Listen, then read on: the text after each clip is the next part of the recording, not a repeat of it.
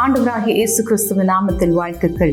இந்த காலை வேளையிலும் நம்முடைய தியானத்துக்கு என்று தெரிந்து கொண்ட வேத பகுதி யோவானுக்கு எழுதின சுவிசேஷம் 5வது அதிகாரம் 39வது வசனம்.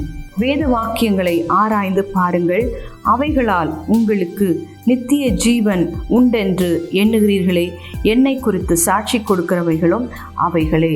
தேவனுடைய வார்த்தை அது தேவனால் நமக்கு கொடுக்கப்பட்ட விலையேற பெற்ற ஒரு வெகுமதி. தேவன் வார்த்தையாக இந்த உலகத்திற்கு வெளிப்பட்டார். அந்த வார்த்தை தான் எந்த ஒரு மனிதனையும் விழாமல் காக்கிறது. தன்னுடைய வாழ்க்கையை கரைதிரை இல்லாதபடிக்கு வாழ்வதற்கும் அந்த வார்த்தை தான் கிருபை செய்கிறது. இப்படிப்பட்ட வார்த்தையை நாம் விசுவாசிக்க வேண்டும். நமக்குள் ஒரு சிறு பிள்ளையை போன்ற ஒரு விசுவாசம் காணப்படும் பொழுது, சிறு பிள்ளைகளைப் போல ஏற்றுக்கொள்வதும் சிறு பிள்ளைகளைப் போல கீழ்ப்படுகிறவர்களுமாக இருக்கும் பொழுது அந்த வார்த்தை நமக்கு மிகுந்த பலன் கொடுக்கிறது. அந்த வார்த்தையை ஒரு மனிதன் முழுவதுமாக ஏற்றுக்கொண்டு கீழ்ப்படியும் பொழுது அவனுக்குள் நித்திய ஜீவன் உண்டாகிறது.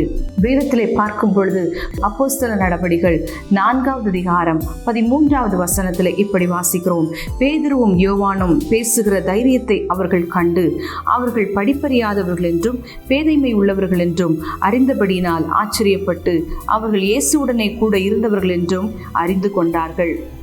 இங்கே பேதுருவும் யோவானும் பேசுகிற தைரியத்தை அவர்கள் பார்க்கும் பொழுது பரிசேயர்களும் சதுசேயர்களும் மத தலைவர்களும் இவர்கள் எந்த அதிகாரத்திலே இவர்கள் படிப்பறியாதவர்களாக பேதமைகளாக இருந்தாலும் எப்படி இப்படி அறிவுள்ளவர்களாக பேசுகிறார்கள், இவர்களுக்கு இந்த தைரியம் எப்படி வந்தது என்று அவர்கள் கேட்கும் பொழுது இவர்கள் இயேசுவோடு கூட இருந்தவர்கள் என்று சொல்லி அப்பொழுது அறிந்து கொள்கிறார்கள்.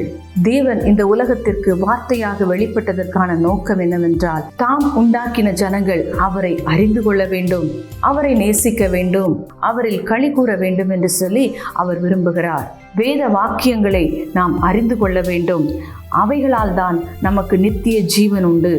பெயருக்காக கிறிஸ்தவன் என்று சொல்லி வாழ்வதை விட கிறிஸ்துவை பெற்று கிறிஸ்துவின் வாழ்க்கையை நான் வாழ்ந்து காண்பிக்கிறேன் என்கிற அனுபவத்தோடு வாழ வேண்டும் என்பதைத்தான் தேவன் விரும்புகிறார். அப்படிப்பட்ட வாழ்க்கையை நாம் வாழ்வோம். நமக்கான மேலான நித்திய ஜீவன் நமக்கு உண்டு. நாம் ஜெபிப்போம். எங்களை நேசிக்கிற எங்கள் அன்பின் பரலோக பிதாவே, இந்த நேரத்திலும் கூட நாங்கள் உம்முடைய வார்த்தையை தியானித்தது போல உம்முடைய வார்த்தைகள் எல்லாம் சத்தியமானவைகள்.